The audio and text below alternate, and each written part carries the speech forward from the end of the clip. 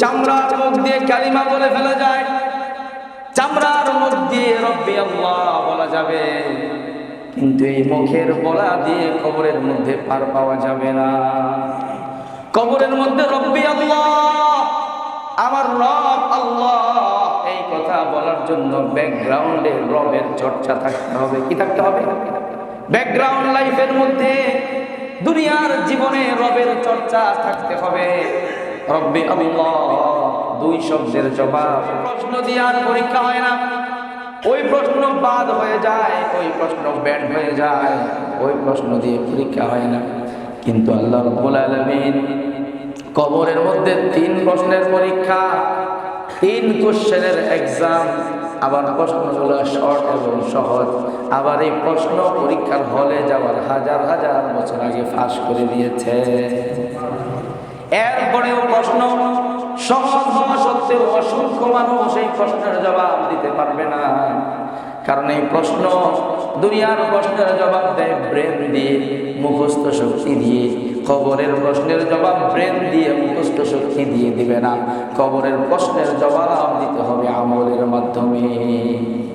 দুনিয়াতে যারা 3 প্রশ্নের জবাব, যারা তার জীবনকে সাজিয়েছিল, 3 প্রশ্নের জবাব অনুযায়ী যার জীবন পরিচালিত হয়েছিল, সে বলতে পারবে অন্য কারো জবান দিয়া আসবে না।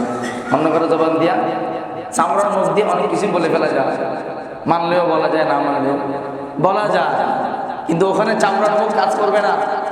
চামড়ার মুখে জবাব দেবে, কিন্তু জবাব দেওয়ার জন্য পেছনে ব্যাকগ্রাউন্ডে আমল থাকতে হবে।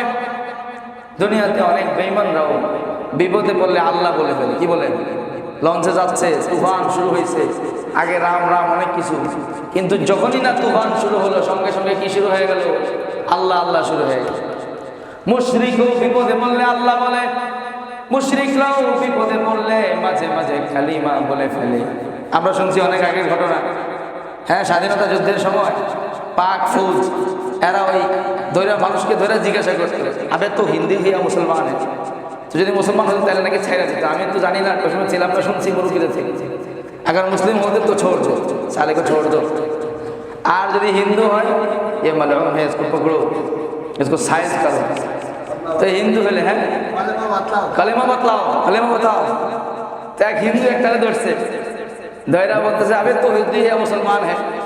तो जिज्ञासा करते हैं कारण हलो চেহারা শুরুতে মুসলমান আর হিন্দু অনেক সময় কাছাকাছি, কি বলেন, অনেক সময় এমন হয়ে যায় বেশভূষায়। तो दूर से एक तरह अबे तो मुसलमान है या हिंदू? तो कहते भाई मुसलमान हूँ, मैं मुसलमान। अच्छा ठीक है, अगर मुसलमान हो तो कलिमा बताओ। क्या बताओ? कलिमा बताओ। तो हे বিপদের মধ্যে আছে বেটার জান যায় যায় অবস্থা, ঠাস করে পড়ছে। মুসলমানদের থেকে মাঝে মাঝে শুনছে বৃষ্টির সময় মুসলমানরা পড়ে, ঠাডা পড়লে পড়ে লা ইলাহা ইল্লাল্লাহ সুবহানাকা ইন্নী কুনতু মিনাল যালিমিন। সে লা ইলাহা ইল্লাল্লাহ জায়গায় কি বলে বলছে? লা ইলাহা ইল্লা আনতা সুবহানাকা ইন্নী কুনতু মিনাল যালিমিন।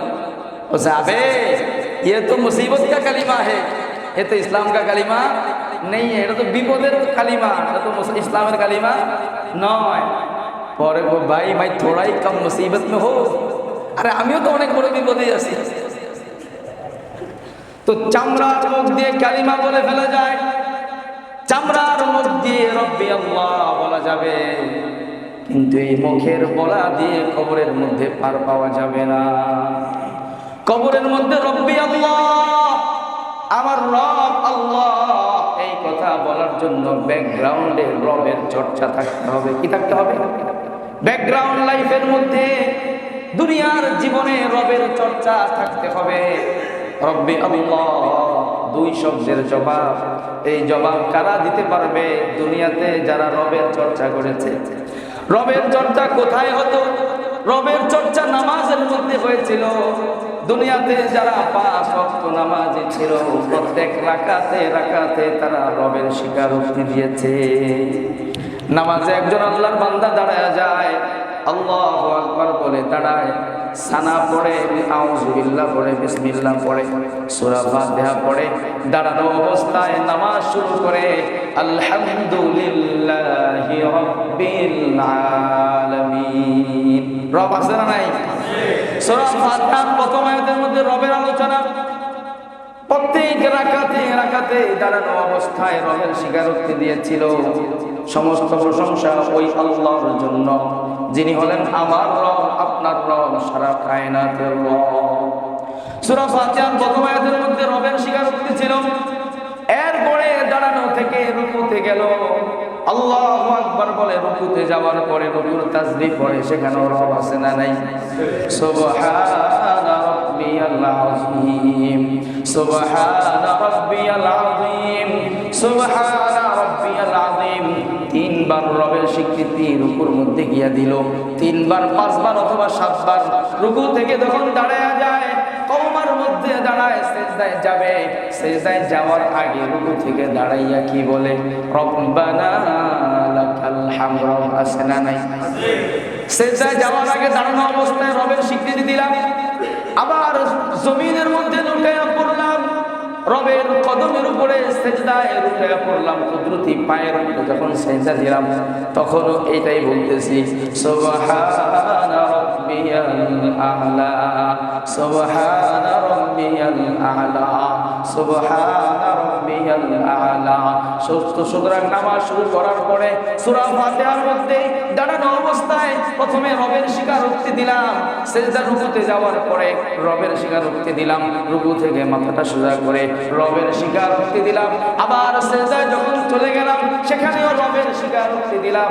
দুই সিজদার মাঝখানে যখন বসলাম সেখানেও বলতেছি, রব্বি গফিরলি ওয়ারহামনি ওয়াহদিনি ওয়ারযুকনি ওয়াআফিনি। দুই সিজদার মাঝখানেও রব আছে, দ্বিতীয় সিজদার মধ্যেও রব আছে। একজন ঈমানদার যখন নামাজে দাঁড়ায়, প্রত্যেক রাকাত নামাজের মধ্যে কমের পক্ষে 11 বার রব বলে আল্লাহকে স্বীকৃতি দেয়। যেই লোক সবাই সমস্যার জবাব দিবে, হ্যাঁ হ্যাঁ আমরা আপনাকে মানতাম আল্লাহ, আল্লাহ বলবেন যদি আমাকে মেনে থাকো তাহলে একটু প্রমাণ দাও। প্রমাণ দিতে হবে। প্রমাণ কিভাবে দিবে? আল্লাহ রাব্বুল আলামিন কোরআনুল কারীমের মধ্যে বলেন, ইয়াউমা ইউকশাফু আন সাকিন ওয়া ইউদআউনা ইলাস সুজুদ। আল্লাহ রাব্বুল আলামিন সে কিয়ামতবাসীর সামনে আল্লাহর কুদরতি পাটা ছড়ায়া দিবেন, আল্লাহর কুদরতি পাটা সামনের দিকে আগায়া দিবেন। আল্লাহ বলবেন যদি দুনিয়াতে আমাকে মেনে থাকো, আমাকে সিজদা দিয়ে থাকো, তাহলে আজকে আমার কুদরতি পায়ে একটা সিজদা দাও, আমার কুদরতি একটা পায়ে সিজদা দাও। যে সিজদা দিতে পারবা একটা সিজদা দিয়া জান্নাতে চলে যাও। সুবহানাল্লাহ। একটা সিজদা দিবা জান্নাতে চলে যাইবা। কি বলেন? আল্লাহু আকবার। মানুষ যখন দুনিয়াতে নামাজে দাঁড়ায়, যখন দাঁড়ানো থেকে জমিনের মধ্যে পড়ে যায়, মাথাটা যদিও জায়নামাজে রাখতেছি, মাথাটা শুধু জায়নামাজে নয়, প্রত্যেকটা সিজদায় আমার আর আপনার কপাল আল্লাহর কুদরতি কদমের উপরে রাখা হয়। আল্লাহ বলেন যদি আজকে সত্যবাদী হয়ে থাকো, আমার কুদরতি পায়ে একটা সিজদা দাও। ওয়ায়াউমা ইউকশাফু আন সাক। সেদিন আল্লাহ রাব্বুল আলামিন তার সাক মানে পায়ের নালা, পাটাকে খুলে দিবেন। কিভাবে খুলবেন, কেমন দৃশ্য হবে জানি না, ওই দিন বোঝা যাবে, তার আগে ব্রেনে ধরবে না। আল্লাহ কুদরতি কদম কেমন হবে আমরা জানি না, কিন্তু আল্লাহ কোরআনের মধ্যে বলছেন সেদিন আল্লাহ কুদরতি কদমটা খুলে দিবেন। এখানে একটা সিজদা দাও, ওয়া ইউদআউনা ইলাস সুজুদ। তাদের সবাইকে সিজদার দিকে ডাকা হবে, একটা সিজদা দিয়ে জান্নাতে চলে যাও। এবার যারা দুনিয়াতে নিয়মিত সিজদা দিত, যারা দুনিয়াতে 5 ওয়াক্ত নামাজি ছিল, তারা আগায় আসবে। সিজদা দেওয়ার নিয়ত না থাকলেও আল্লাহ রাব্বুল আলামিনের ইচ্ছায় অটো তার শরীরটা সিজদার মধ্যে পড়ে যাবে। দুনিয়াতে যারা নিয়মিত আল্লাহকে সিজদা দিত, ওখানে যাওয়ার পরে কপালটা অটো আল্লাহর কদমের মধ্যে পড়ে যাবে, সিজদা হয়ে যাবে, সিজদা থেকে উঠেই সোজা জান্নাতে চলে যাবে। কিন্তু মুনাফিক, বেঈমান, আবার অথবা কিছু এমন লোক যারা আল্লাহকে সিজদা দেওয়ার জন্য আসতো না, রিয়ার জন্য আসতো, লোক দেখানোর জন্য আসতো, নেফাকি অন্তরের মধ্যে ছিল, অথবা তারা নিয়মিত সিজদার চর্চা করতো না, তারা এবার সিজদা দেওয়ার জন্য আসবে। সিজদা দেওয়ার জন্য আপনারা বলেন, আমরা যখন দাঁড়ানো থেকে শরীরটা বাঁকা করে সিজদার দিকে যাই, আমাদের পেছনে মাজার মধ্যে, কোমরের মধ্যে, পিঠের মধ্যে একটা হাড় আছে, একটা মেরুদণ্ড মেরুদণ্ড আছে, এই মেরুদণ্ডের হাড়গুলো বাঁকা হয়, তখনই তো আমরা সেজদায় যাইতে পারি। বাঁকা না হইলে কি সেজদা দেওয়া সম্ভব? দেখেন আল্লাহ তাআলা মেরুদণ্ডটারে সাজাইছে ওভাবে, ছোট ছোট খোপ খোপ করে, এক একটা পার্টস পার্টস করে সাজাইছেন। হ্যাঁ, তো এটারে এমন ভাবে সাজাইছেন যেটা যে কোনো ভাবে ঘুরানো যায়, বাঁকানো যায়, এভাবে করা যায়, সেভাবে করা যায়, নিচু করা যায়, যায় কিনা বলেন? এটা শুধু আল্লাহ মেরুদণ্ডের সেটিং আল্লাহ শুধু এই জন্য দেন নাই যে কোমর দুলানো হবে, নাচানো হবে, ব্যায়াম করা হবে, শুধু উপর থেকে নিচে যাওয়া হবে, বিভিন্ন কাজ করা হবে, এই জন্য দেয় নাই। মূলত আল্লাহ দিয়েছিলেন আমার বান্দা দাঁড়ানো থেকে এই মাজাটাকে বাঁকা করে, শরীরটাকে বাঁকা করে আমার কুদরতি কদমের উপরে সেজদা দিবে, এই জন্য আল্লাহ মেরুদণ্ডের সেটিং এভাবে দিয়েছে। এখন যারা দুনিয়াতে তাদের মেরুদণ্ডটাকে সেজদার জন্য বাঁকা করতো, সেজদার জন্য যাদের মেরুদণ্ডটা বাঁকা হতো, কিয়ামতের ময়দানে আল্লাহর সামনে যাওয়ার পরে ওই মেরুদণ্ড অটো বাঁকা হয়ে সেজদায় চলে যাবে। কিন্তু দুনিয়াতে যাদের মেরুদণ্ড সব কাজে বাঁকা হয়েছে, আল্লাহর সামনে বাঁকা হয় নাই, আল্লাহ রাব্বুল আলামিন ওই মেরুদণ্ড আপন জায়গায় রাখবে না। হাদিসের মধ্যে আসছে ইয়াউদু যাহরুহুম তাবাকান ওয়াহিদা, তাদের পুরো পিঠের মেরুদণ্ডটাকে আল্লাহ তাআলা একটা কাঠের মতো শক্ত বানিয়ে দিবে। কাঠের মতো শক্ত হয়ে গেলে এটা বাঁকা করা যাবে? এবার তারা আল্লাহর সামনে দাঁড়াইয়া সিজদা দেওয়ার জন্য চেষ্টা করবে, কোমরটাকে পিঠটাকে বাঁকা করার জন্য, জমিনের দিকে নেওয়ার জন্য চেষ্টা করবে, কিন্তু মেরুদণ্ড কাজ করে না, আটকে গেছে, পুরাটা একটা শক্ত কাঠের মতো হয়ে গেছে, নিচের দিকে নেওয়া যায় না। এদিকে চেষ্টা করে, সেদিকে চেষ্টা করে, যখন বেশি শক্তি দিয়ে চেষ্টা করবে, হাদিসের মধ্যে পাওয়া যায় শরীরটা উল্টে পিছনের দিকে পড়ে যাবে। আল্লাহ বুঝে ফেলবেন এই শয়তান দুনিয়াতে আমাকে কোনোদিন সেজদা দেয় না। আল্লাহ বলবেন তাকে ধরো, পাকড়াও করো, তাকে অধোমুখী করে লাঞ্ছিত অবস্থায় জাহান্নামে ফেলে দাও। এই কারণে রবের স্বীকৃতি সবাই দিতে পারবে না। দুনিয়াতে যারা রবের স্বীকৃতি দিয়েছিল, রবের ঘোষণা প্রত্যেক রাকাতে দিয়েছিল, তারাই দিতে পারবে। রব্বি আল্লাহ বলার জন্য দুনিয়াতে 5 ওয়াক্ত নামাজের চর্চা করা ছাড়া কোনো উপায় না। মেরাজের শিক্ষা নিয়ে অনেক কথা বলা যাবে। মেরাজের শিক্ষার মূল শিক্ষা হলো, মেরাজের সফরের মূল আমাদের জন্য মেসেজ হইল আমরা যেন 5 ওয়াক্ত নামাজি কি হয়ে যায়, 5 ওয়াক্ত নামাজি হয়ে যায়। সময় কম, মেরাজের ঘটনা এত বিস্তৃত, এত লম্বা যে কোনটা ধরলে কোনটা শেষ করতে পারবো আমি জানি না। মেরাজের মধ্যে বলেছিলাম যে আল্লাহ তাআলা 5 ওয়াক্ত নামাজ গিফট দিয়েছিলেন আল্লাহর রাসূলকে আমাদের জন্য। কাদের জন্য? আমাদের জন্য। আল্লাহ রাসূল বলছেন উতিতু লাইলাতুল মিরাজি সালাসান, আমাকে মেরাজের রাত্রিতে 3টা জিনিস গিফট দেওয়া হয়েছে, 3টা জিনিস পুরস্কার দেওয়া হয়েছে। এই 3টা জিনিসের মধ্যে 1 নাম্বার জিনিস হলো সালাওয়াতুল খামস, 5 ওয়াক্ত নামাজ। কয় ওয়াক্ত নামাজ? 5 ওয়াক্ত নামাজ। 2 নাম্বার পুরস্কার দেওয়া হয়েছে খাওয়াতিমুস সূরাতুল বাকারা, সূরা বাকারার শেষ 2 আয়াত, আমানার রাসূলু বিমা উনজিলা ইলাইহি মির রাব্বিহি ওয়াল মুমিনুন, এখান থেকে নিয়ে সূরার শেষ পর্যন্ত, ইলাইহিল মাসির পর্যন্ত, সূরা বাকারার শেষ 2 আয়াত সবাই মুখস্থ করে নেবেন। আল্লাহ রাসূল সাল্লাল্লাহু আলাইহি ওয়াসাল্লাম বলেন আল্লাহ তাআলা মেরাজের রাত্রিতে আমাকে 2 নাম্বার পুরস্কার দিয়েছেন, সূরা বাকারার শেষ 2টা আয়াত। এই 2 আয়াতের মধ্যে বান্দা আল্লাহর কাছে অনেকগুলো জিনিস চেয়েছে, অনেকগুলো দোয়া করেছে। আল্লাহর রাসূল বলেন মান ক্বারাআহুমা ফি লাইলাতিন কাফাতা, এই সূরা বাকারার শেষ 2 আয়াত যদি আমার কোন উম্মত রাত্রে বেলা পড়ে, এই 2 আয়াত সারা রাতে তার জন্য যথেষ্ট হয়ে যাবে। সারা সূরা বাকারার শেষ 2 আয়াত যারা পারেন পড়ে নেবেন, মুখস্থ করে নেবেন, ঘুমানোর সময় পড়বেন। অনেকগুলো দোয়া আছে এর মধ্যে, করে যদি পড়ে তাহলে আল্লাহ তাআলা তার জন্য যথেষ্ট হয়ে যাবে। কিসের থেকে যথেষ্ট হবে, কি বিষয়ে যথেষ্ট হবে, এটার ব্যাখ্যা করতে গিয়ে মুহাদ্দিসিনে কেরাম বলেছেন যে ওই রাত্রে যত ক্ষতিকারক জিনিস আছে এগুলোর থেকে হেফাজতের জন্য আল্লাহ যথেষ্ট হয়ে যাবে। আবার কেউ বলেছেন ওই রাত্রে দুনিয়াতে যত কল্যাণ আল্লাহর পক্ষ থেকে নাজিল হয় সব কল্যাণ যাতে সে পাইতে পারে এই জন্য আল্লাহ যথেষ্ট হয়ে যাবে। কেউ বলেছেন এর ব্যাখ্যা হলো দুনিয়াতে ওই রাত্রে যত মানুষ যত ন্যাক আমল করবে, সে যদিও ন্যাক আমলগুলো করতে না পারে, যারা ন্যাক আমল করবে সবচেয়ে বেশি তাদের সমপরিমাণ ন্যাক আমল তার আমল নামায় যুক্ত করার জন্য আল্লাহ যথেষ্ট হয়ে যাবে। সুবহানাল্লাহ। পড়বেন তো ইনশাআল্লাহ?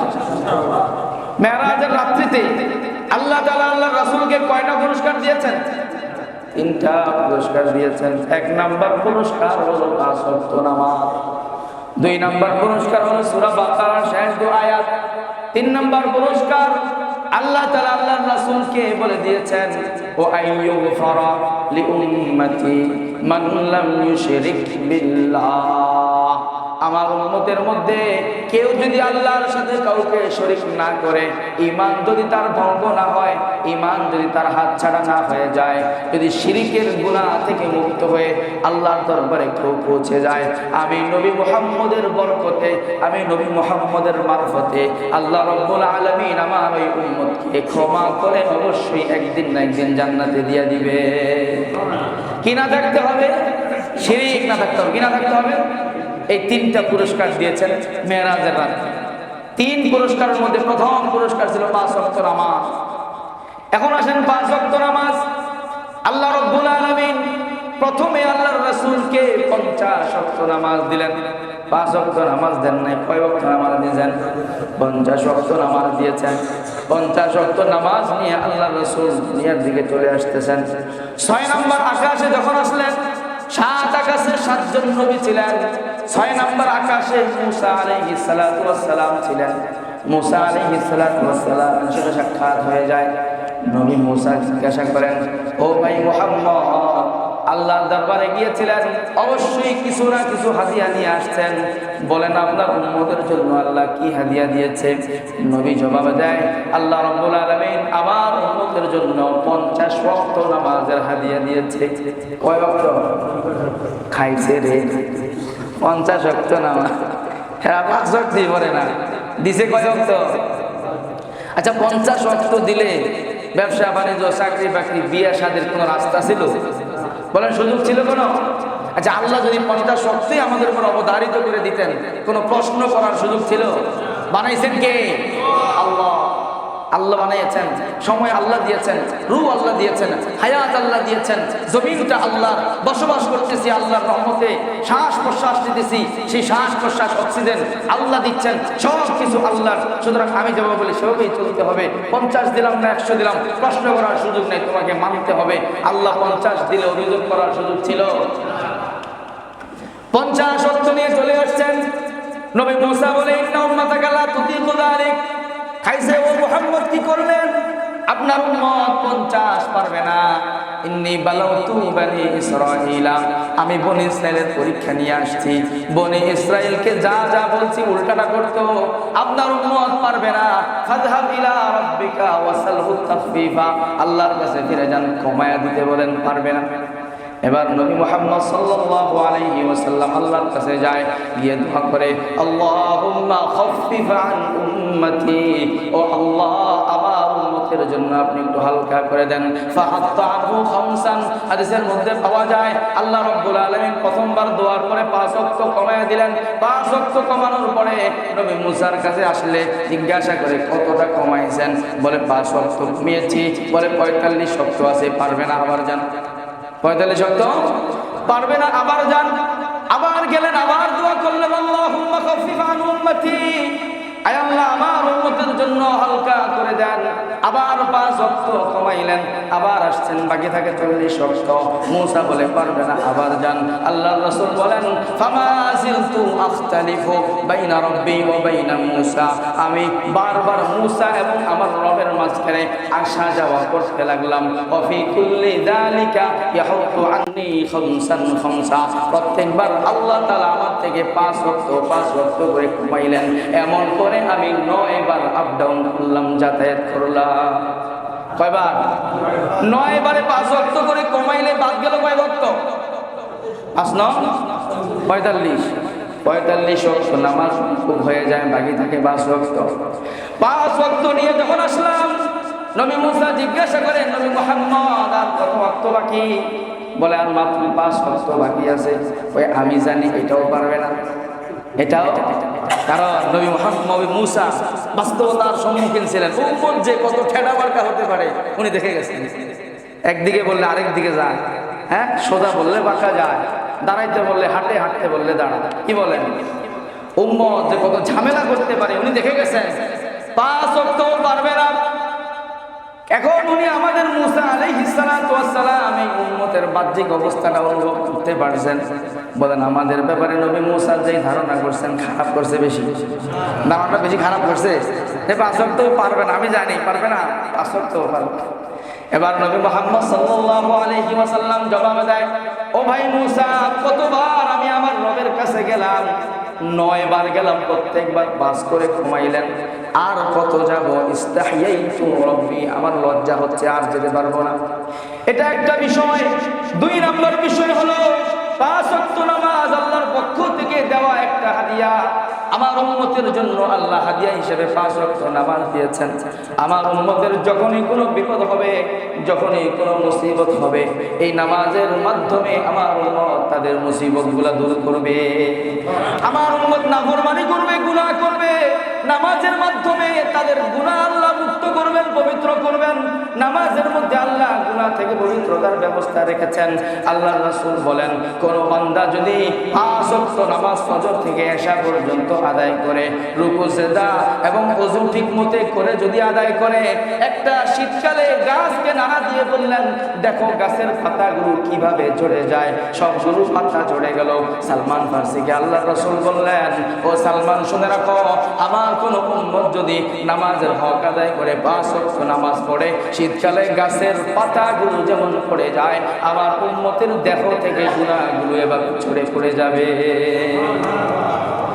এই নামাজের মাধ্যমে আমার উম্মত তার দুনিয়ার রিজিকের ফয়সালা করবে। নামাজের মাধ্যমে আমার উম্মতের ঘরের মধ্যে শান্তি আসবে। নামাজের মাধ্যমে আমার উম্মতের হৃদয়ের মধ্যে প্রশান্তি আসবে। নামাজের মাধ্যমে আমার উম্মত অসুস্থতা থেকে সুস্থতার নিয়ামত লাভ করবে। নামাজের মাধ্যমে আমার উম্মত আসমানের সাথে সম্পর্ক কায়েম করবে। নামাজের মাধ্যমে সব পেরেশানি থেকে মুক্তি লাভ করবে।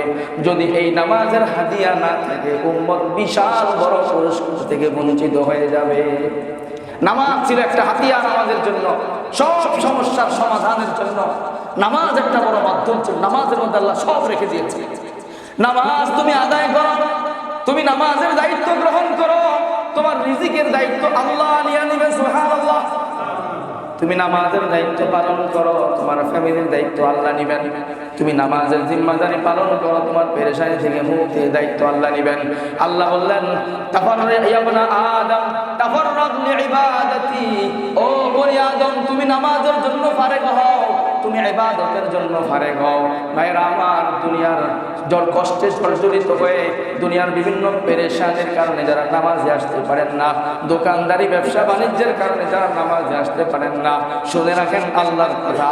আল্লাহ বলতেছেন, তাফাররাগ লিইবাদাতি, আমার নামাজের জন্য, ইবাদতের জন্য তুমি ওয়াক্ত বের করো, সময় বের করো। যদি তুমি সময় বের করে নামাজে আসতে পারো, আমি আল্লাহ দুনিয়াতে তোমাকে 2টা পুরস্কার দেব। 1 নাম্বার পুরস্কার, আমলাউ কলবাকা গিনান ওয়া আসরু ফাকরাক, তোমার অন্তরটাকে আমি আল্লাহ ধনাত্মতা দ্বারা ভরপুর করে দেব। তোমার মনটাকে ধনী বানায়া দেব। কি ধনী বানায়া দিবেন? মন ধনী বানায়া দিবেন। মনের মধ্যে প্রশান্তি দিয়া দিবেন, শান্তি দিয়া দিবেন, কৃতজ্ঞতার স্বভাব দান করবেন। দুনিয়ার মধ্যে সব সময় মনের মধ্যে ফুর্তি থাকবে। 1 নাম্বার পুরস্কার, ও আসুদ্দু ফাকরাকা, তোমার যত প্রয়োজন, তোমার যত জরুরত আমি আল্লাহ গায়েবের খাজানা থেকে পরিপূর্ণ করে দেব। কইরা দেখেন, কইরা দেখেন, কি কইরা দেখেন। যদি করতে পারে কেউ 5 ওয়াক্ত নামাজ হক আদায় করে করতে পারে, খোদার কসম, আমার কথার মধ্যে ভুল, পৃথিবীবাসীর কথা মিথ্যা হতে পারে, আল্লাহ আল্লাহর রাসূলের কথার মধ্যে কোনো মিথ্যা নাই, বানোয়াটি নাই, ভুল নাই। 5 ওয়াক্ত নামাজ পড়ে দেখেন, 40 দিন আমল করে দেখেন, এই 2 ওয়াদা অবশ্যই অবশ্যই আল্লাহ পুরা করবেন, কোনো সন্দেহ না। আবার ওই লোকের মতো করেন না, 40 দিন পড়ো, তো 40 দিন পরে একজনের উল্টা পাল্টা এক জায়গায় প্রেম লাগায় বসছে, উল্টা পাল্টা এক জায়গায় কি দিয়া বসছে? দিল দিয়া বসছে। আমি পাগল হেরে সারা কারো বিয়ে না, এই জায়গায় বাকি দিয়া দিবেন। হুজুরের কাছে ধরে নিয়ে আসছে যে হুজুর আরে বুঝা, তো হুজুরে বলছে যে বাবা তুমি তো হুজুরে বলছে আচ্ছা তার আমল দিয়া দিই, তুমি তো ওরেই বিয়ে করবা না? হ্যাঁ। আচ্ছা ঠিক আছে, তো তুমি আল্লাহর থেকে এটা মঞ্জুর করো, 40 দিন তুমি ফজর নামাজ জামাতের সাথে পড়ো, 5 ওয়াক্ত পড়ো, বিশেষ করে ফজর নামাজটা পড়ো, ওযু কইরা পড়ো, তাহলে ইনশাআল্লাহ আল্লাহ তাআলা দেখবা তোমার বাবার দিল ঘুরাই দিবে। 40 দিন পরে তুমি ওরে পায়ে যাইবা, কোনো বাধা থাকবে না। তো নামাজ পড়া শুরু করছে। এখন হুজুরের নিয়ত হইল 40 দিন যদি সে ঠিক মতো নামাজ পড়ে তাহলে খারাপ জায়গায় তার দিল যাবে না, আল্লাহ তার দিলকে পাক সাফ বানায় দিবেন, সে পবিত্র জায়গার দিকে নজর দিবে, খারাপ জায়গায় আর নজর দিবে না, এই রিলেশন থাকবে না। দিলের মালিক কে? 40 দিন নামাজ পড়লে আল্লাহ তার দিলকে ঠিক করে দিবে। 40 দিন পার হওয়ার পরে সে কাজী সাহেব লয়া ইমাম সাহেবের রুমে গিয়ে উপস্থিত। ইমাম সাহেব এই যাইছি, আপনি বলছেন 40 দিন পরে দায়িত্ব আপনি নেবেন, আল্লাহ করায় দিবে। আচ্ছা 40 দিন তো গেল, এই যে কাজী সাহেব রেডি, এবার কবুল করান। ইমাম সাহেব কি রে, কাহিনী কি হইল? 40 দিন পরে তার দিল ঘোরার কথা বললো না। তো ইমাম সাহেব পেরেশানিতে পড়ে গেছে। ইমাম সাহেব কয় বাজান, আমার তো নিয়ত ছিল 40 দিন তুমি নামাজ পড়লে আল্লাহ তাআলা তোমার দিলকে ঠিক করে দিবে, তুমি নষ্ট জায়গা থেকে দিল ফিরে আসবে, এটা তো হওয়ার কথা ছিল না। পরে গে হওয়া বুঝছি, আপনারা যে একটা ষড়যন্ত্র করতেছিলেন আমার এই জানা ছিল, এখানে আমিও কম চালাক না, নামাজ ঠিকই করছি, ওযু একদিনও করি না। ইমাম সাহেব কাহিনী এই জায়গায়, রহস্য এই জায়গায়। নামাজ ওযু ঠিক মতো করেন, রুকু সিজদা ঠিক মতো করেন, খুশু খুদুর সাথে নামাজ আদায় করেন, 40 দিন পার হওয়া লাগবে না, নামাজ শুরু করবে, আল্লাহ রাব্বুল আলামিন দিলের পেরেশানি শুরু করবেন, দুনিয়ার সব জরুরতের জিম্মাদারি আল্লাহ গ্রহণ করবেন। আল্লাহ রাসূল বলে ভাই মুসা, আল্লাহ রাব্বুল আলামিন 5 ওয়াক্ত নামাজ দিলেন, আমার উম্মতের সব প্রয়োজন পূরণ করার জন্য হাদিয়া হিসাবে দিলেন। প্রত্যেকবার 5 ওয়াক্ত করে কমাইছেন। এবার যদি আমি আবার কমানোর জন্য যাই, হতে পারে এবার পুরো 5 ওয়াক্ত আল্লাহ রেখে দিবেন, তাহলে আমার উম্মতের জন্য তো আর কোনো হাদিয়া থাকলো না। এই কারণে 5 ওয়াক্ত ঠিক আছে, এটা নিয়ে আমি চলে যাই। আল্লাহ রাসূল 5 ওয়াক্ত নামাজ নিয়ে জমিনের দিকে চলে আসতেছেন, সাথে 5 ওয়াক্ত নামাজ। আল্লাহ রাব্বুল আলামিন আসমান থেকে ডাক দিয়ে বললেন, ইয়া মুহাম্মদ হাদিহি খামসু সালাওয়াত ওয়া হিয়া 50 লা তাবদীলা লিকালিমাতিল্লাহ। ও নবী মুহাম্মদ, আপনি 5 ওয়াক্ত নামাজ নিয়ে জমিনের দিকে যাচ্ছেন, কিন্তু আমি তো আপনাকে শুরুতে 5 ওয়াক্ত দেই নাই, আমি আপনাকে দিয়েছিলাম 50 ওয়াক্ত নামাজ। আমি আল্লাহ একবার যে সিদ্ধান্ত দেই এটার মধ্যে কোনো পরিবর্তন আসে না। আমি আপনাকে 50 ওয়াক্ত দিয়েছিলাম, আপনার উম্মতের সহজতার জন্য কমাইতে কমাইতে 5-এর মধ্যে এনেছি। ও নবী, কিন্তু আমি আল্লাহ 50ও ঠিক রাখবো। ও নবী, আপনি শুনে রাখেন, আপনি দুনিয়াতে গিয়ে আপনার উম্মতকে 5 ওয়াক্ত নামাজ হাদিয়া দেন, আপনার উম্মত পড়বে 5 ওয়াক্ত, আমি আমার ফেরেশতাদেরকে বলে দেব তার খাতার মধ্যে লিখবা 50 ওয়াক্ত। 5 ওয়াক্ত পড়বে কিন্তু নেকির খাতায় উঠবে 50 ওয়াক্ত। তাহলে 5ও ঠিক থাকলো, 50ও ঠিক থাকলো। আমি আল্লাহ আপনার উম্মতকে কোনো দিক দিয়ে ঠকাইতে চাই না। এই পর্যন্ত যা কিছু দিয়েছি শুধু আপনার উম্মতকে জিতানোর জন্য দিয়েছি। আচ্ছা বলেন, আল্লাহ তাআলা জানতেন না যে ঘটনা 5-এ গিয়া থাকবে? জানতেন না? আল্লাহ সব জানেন আগে থেকে, কিন্তু 50 দিয়ে কেন শুরু করলেন? উম্মতরে জিতানোর জন্য। সুবহানাল্লাহ। কি করার জন্য? কি করার জন্য? আল্লাহ জিতাইতে চায়, আর আমরা কোথায়? প্যারে হাজিরিন ভাই আমার, আমরা একটু চিন্তা করি, আল্লাহ তাআলা আমাদের আখিরাতকে আগায় দেওয়ার জন্য কত সুযোগ, কত বড় বড় অফার। হ্যাঁ, এটা কি দুনিয়ার নেতাদের অফার? কি বলেন, সব নেতাই কত বড় বড় অফার নিয়ে, বড় বড় আর কি এক একটা অফার নিয়ে আসে, কদ্দূর থেকে আর কদ্দূর থাকে অফারগুলো। সব দলেই, এরা এক দলে 2 দল না, সব দলের ব্যাপারেই বলি, হ্যাঁ না? নির্বাচনের আগে সব দলের চেহারা, সুরত, ব্যানার, আসা যাওয়া সব চেঞ্জ হয়ে যায়। কি কর, মাথায় টুপি ওঠে, আবার তসবি হাতে ওঠে, আবার আগে আমরা দেখতাম মাথার উপরে ইয়া পড়তো, ওই যে কি বলে হিজাব উঠতো, কত কিছু উঠতো। এটা 1 দল 2 দল না, সবার। আরে বলেন না, কার? সব দলের। হ্যাঁ, যারা আগে মসজিদে যেত না এরা মসজিদে যায়, আবার যারা মন্দিরে যাওয়ার লোক না এরা মন্দিরেও যায়, তাই কিনা বলেন? মন্দিরে গেলে হিন্দুদের ভোট পাওয়া যাবে, মসজিদে গেলে হুজুরদের আর মুসল্লিদের ভোট পাওয়া যাবে। সব দলের লোকেরাই মসজিদ, মন্দির, গির্জা, প্যাগোডা যাওয়ার জন্য রাস্তার মোড়া বাদ রাখে না। অফার ঘোষণা করে, পুরস্কার ঘোষণা করে। এটা তো রাজনৈতিক ঘোষণা। কি ঘোষণা? রাজনৈতিক ঘোষণা। কিন্তু আল্লাহর গুলা কি রাজনৈতিক ঘোষণা? আহা, একবার সুবহানাল্লাহ পড়ো, একটা নামাজে দাঁড়াও, ফজরের পরে নামাজ পড়ে কিছুক্ষণ বসে থাকো, কিছুক্ষণ বসে থাকো, সূর্য ওঠা পর্যন্ত বসে থাকো, 2 রাকাত নামাজ পড়ো। আল্লাহর রাসূল বলেন এই সামান্য সময় বসে থাকার কারণে আল্লাহ তাআলা একটা কবুল হজ এবং কবুল উমরার নেকি দান করেন। কত বড় বড় ঘোষণা আল্লাহ দিয়েছেন। আল্লাহ তাআলা আমাদেরকে বুঝার তৌফিক দান করেন। সময় শেষের দিকে ভাইরা আমার, আমরা আমাদের এই এলাকাবাসী এবং মাদ্রাসার উদ্যোগ